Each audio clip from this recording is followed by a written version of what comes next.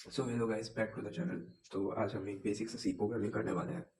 सो हम पहले एक नया फाइल खोल लेते हैं, फोल्डर क्रिएट करके वहाँ से एक नया फाइल बनाएंगे जिससे हम वहाँ पे अपने सारे सी प्रोग्राम्स करेंगे। हम फाइल नेम दे रहे हैं, एक बेसिक सा पहला प्रोग्राम है तो इसका नेम हम hello डॉट सी लिखेंगे। सी इसका फाइल एक्सटेंशन है। तो हमने फाइल क्रिएट कर लिया है hello डॉट सी। तो हम एक बेसिक सा प्रोग्रामिंग लॉजिक लगाएंगे। हेडर फाइल होता है तो उसे हम इस्तेमाल करने वाले हैं। सी प्रोग्राम एक हेडर फाइल यूज़ होता है जो स्टैंडर्ड इनपुट एंड आउटपुट के लिए यूज़ किया जाता है। फिर आता है एक मेन फंक्शन, तो उसे हम लिखेंगे int main। उसके अंदर हम बेसिक सा कोड लिखने वाले हैं। तो ये हमारा पहला प्रोग्राम है, तो हम सिर्फ हेलो वर्ल्ड जो बेसिक प्रोग्रामिंग आउटपुट डिस्प्ले होता है हर एक स्टार्टिंग प्रोग्राम में, तो वही लिखेंगे। यहाँ पे प्रिंट एफ यूज़ किया जाता है, PRINTIF, प्रिंट एफ, और ब्रैकेट में इन्वर्टेड कॉलम्स के बीच हेलो वर्ल्ड लिख दिया तो ये प्रिंट हो जाएगा। अब इसे रन कैसे करना है? हमारे पीसी के अंदर एक GCC नाम का कंपाइलर है। BGW एक्चुअल जो कंपाइलर है, सो उसे यूज़ करते हैं हम GCC कमांड से। तो हम रन पे जाके, नहीं सॉरी, टर्मिनल पे जाके हम न्यू टर्मिनल में सिलेक्ट करेंगे, फिर हम GCC लिखेंगे और फिर फाइल नेम।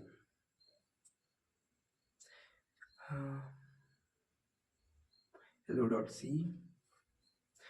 डिफ़ॉल्ट में फाइल नेम जनरेट होता है a.exe, जो एग्जीक्यूटेबल फाइल होता है। कंपाइलर हमारे सोर्स कोड को एक एग्जीक्यूटेबल फाइल कोड में कन्वर्ट कर देता है, तो उस फाइल का डिफ़ॉल्ट नेम a.exe है। तो उसे रन करवाने के लिए हमें नेक्स्ट डॉट स्लैश a.exe करना होता है और उसे हम देख सकते हैं हेलो वर्ल्ड प्रिंट हो चुका है।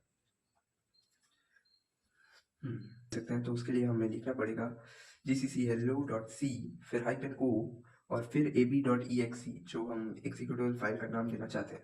तो एंटर मारने के बाद अगले लाइन पे आपको दिखाई देगा .ab.exe। तो इसे एंटर करने पे आप देख ले रहे हैं हेलो वर्ल्ड प्रिंट हो चुका है। हाँ, तब हम नेक्स्ट बात कर लेते हैं छोटे मोटे चीज़ों के बारे में, जैसे कमेंट। हम कमेंट्स एक प्रोग्राम में ऐसा चीज़ है जो सिर्फ हम कुछ इंडिकेट करने के लिए लिख सकते हैं, उनका कोई प्रोग्रामिंग में काम नहीं होता है। मतलब क्या बोले, हम जस्ट डिफाइन कर सकते हैं कि वो ये चीज़ है, ये चीज़ है। जैसे हमने लिख लिया स्लैश, डबल स्लैश से कमेंट स्टार्ट होता है, तो double slash stdio equals to standard input and output. ये स्टेटमेंट यहाँ पे सिर्फ डिस्प्ले होगा, इसका कोई काम नहीं प्रोग्राम में। फिर हम बात कर लेते हैं कुछ और चीज़ों के बारे में। Data types. हर एक प्रोग्रामिंग लैंग्वेज में हमें कोई भी डेटा इनपुट लेना पड़ता है, जैसे कि हम कोई भी नंबर्स डिजिट सेम ही होता है बाय द वे, नंबर्स और कोई अल्फ़ाबेट्स, कोई वर्ड्स। तो उन चीज़ों को इनपुट लेने के लिए अलग अलग टाइप के डेटा टाइप्स होते हैं।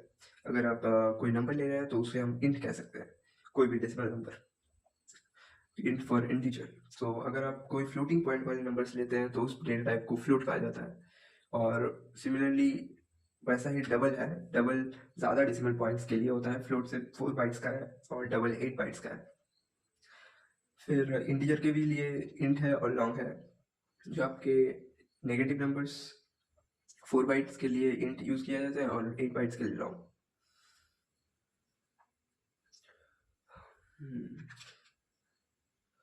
तो हमने एक सिंपल सा डेटा टाइप को यूज़ करके एक इंट लिख दिया, int a इक्वल्स टू 10। सो इससे हमें क्या पता चल रहा है, हमने a का वैल्यू असाइन किया है इक्वल्स टू 10, तो हम इसे डिस्प्ले करेंगे हेलो वर्ल्ड के बाद। हाँ, तो यहाँ पे हमने $d लिखा। $d क्या है? ये $d डेसिमल डिनोट करने के लिए है। हेलो वर्ल्ड के बाद हम जो वैल्यू पुट करने वाले हैं वो एक डेसिमल वैल्यू है, उसे हमने $d से डिनोट करके लिख दिया। फिर हमने इन्वर्टेड कॉमर्स में लिख के फिर कॉमा दे के ए लिखा। ये ए क्या है, इसमें 10 स्टोर है। ये जो वैल्यू है ये उस $d में कॉपी हो जाएगा, मतलब वहाँ पे रिफ्लेक्ट करेगा जब हम आउटपुट दिखाएंगे। तो हम आउटपुट दिखा चुके हैं, तो देखिए यहाँ पे हेलो वर्ल्ड फिर 10 प्रिंट हुआ है क्योंकि हमने ए का वैल्यू असाइन किया है a इक्वल्स टू 10। सो वो डिस्प्ले हो रहा है इसमें। तो अब मैं इंटीजर के सिवाय फ्लोट भी लेके दिखा रहा हूँ। फ्लोट के लिए फ्लोट लिखना पड़ता है जो डेसिमल वैल्यू स्टोर करता है, और यहाँ पे एम्परसेंड डी की जगह एम्परसेंड एफ लिखना पड़ता है, पर हमने यहाँ पे ए का वैल्यू 10 ही रखा है। तो डिस्प्ले क्या करेगा, तो डिस्प्ले 10.0000 समथिंग दिखा रहा है, क्योंकि ये फ्लोट में है तो इसके बाद जो डेसिमल पॉइंट्स हैं वो शो किए जाएंगे। तो हम जैसे भी इनपुट लें, ए इक्वल्स टू 10 लिए थे, पर जीरोज जो फ्लोट में है जीरो होते हैं, तो इसलिए वो नहीं, मतलब वो दिखाया जा रहा है। अब हमने वैल्यू चेंज कर दिया, 10.57 किया, तो फिर रन करवा रहे हैं। देखिए अभी वो प्रिंट देंगे 10.5677। अच्छे से गौर किया जाए, हमें डेसिमल के बाद 6 डिजिट दिया जा रहा है, 6, 5, 6, 7 जो हमने लिखा है डेसिमल में, और फिर और जीरोस पुट किए गए हैं क्योंकि 6 डिजिट तक उस फ्लोट का लिमिट है। तो हाँ, अब हम 6 डिजिट देते हैं, तो देखो यहाँ पे 6 डिजिट तक शो किया जा रहा है फुल, कोई भी ज़ीरो वैकेंसी नहीं दिया है। अब इसे हम थोड़ा और बड़ा कर रहे हैं, 6 से ज़्यादा लिख रहे हैं, फिर हम कंपाइलर से रन करवा रहे हैं, फिर देखिए ये तब भी 6 डिजिट ही देगा, और यहाँ पे इसने वैल्यू को राउंड ऑफ करके दिखाया है 6 डिजिट में। तो अब समझे, फ्लोट आपको पॉइंट के बाद 6 डिजिट दिखाएंगे, और उससे अगर आपने स्टोर किया 6 से बड़ा डिजिट तो उसे राउंड ऑफ करके यहाँ पे डिस्प्ले हो जाता है।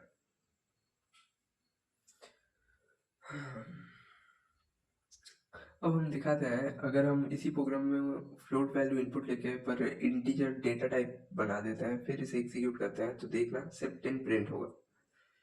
पर हमने यहाँ पे एक गलती कर दिया, वो था एम्परसेंड एफ को डेसिमल नहीं कन्वर्ट किया, इसलिए उसमें पूरा फ्लोट वैल्यू दे दिया। पर अब देखना, हमने इनपुट लिया है एक इंटीजर टाइप डेटा, और असाइन किया है एक फ्लोट टाइप, पर डिस्प्ले कर रहे हैं हम एक इंटीजर टाइप। तो हम डिस्प्ले में जो करेंगे वो इंटीजर में ही शो हो रहा है, जो पॉइंट के बाद वाला पोर्शन है वो एलिमिनेट हो रहा है। ये प्रोग्राम मेन मेथड के अंदर है, जो कर्ली ब्रेसेस के अंदर है। हाँ, हमें हर प्रोग्राम के बाद एक रिटर्न ज़ीरो लिखना पड़ता है। ये क्यों? एक्चुअली हम जो इंट मेन लिख रहे हैं, इसे ना लिखे तो भी चलेगा, क्योंकि हमारा वैल्यू, मतलब प्रोग्राम कोई डेटा रिटर्न दे रहा है, मतलब हमने 10 दिया है तो वो रिटर्न कुछ कर रहा है, मतलब डिस्प्ले में कोई इंटीजर वैल्यू रिटर्न कर रहा है। यहाँ पे जो int मेन लिखा है फंक्शन में, जो मेन फंक्शन में जो int वर्ड लिखा है, इसका मतलब हमारा प्रोग्राम एक रिटर्न डिस्प्ले देगा, रिटर्न जो होगा इंटीजर, सो इसलिए int लिखा होता है। अब देखिए हम उसे फ्लोट बना दे रहे हैं, तो देखना क्या रिटर्न देता है।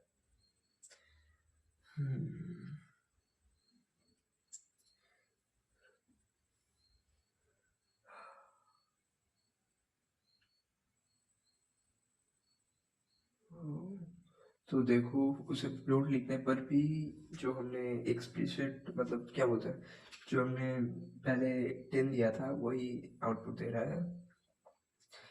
हाँ, अब वाइड देंगे तो एक रिटर्न टाइप वाइड, मतलब कोई भी वैल्यू रिटर्न नहीं होगा, इसका मतलब रिटर्न ज़ीरो हम नहीं लिख सकते इसमें, इसका मतलब कोई वैल्यू रिटर्न नहीं होगा, बट हम सिंपली प्रिंट ज़रूर करवा सकते हैं। सिर्फ रिटर्न ज़ीरो को हटा देंगे तब भी ये रिजल्ट शो करेंगे।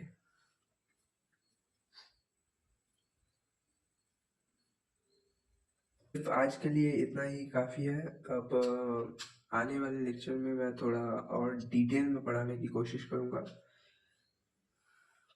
इतना सा ही बेसिक था आज के लिए। मैं थैंक यू, और मेरे चैनल को सब्सक्राइब कीजिए।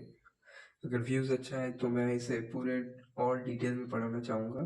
मैंने सिंपली सारे टॉपिक्स को, मतलब बेसिक टॉपिक्स को एक ओवरलुक दिया है इस वीडियो में।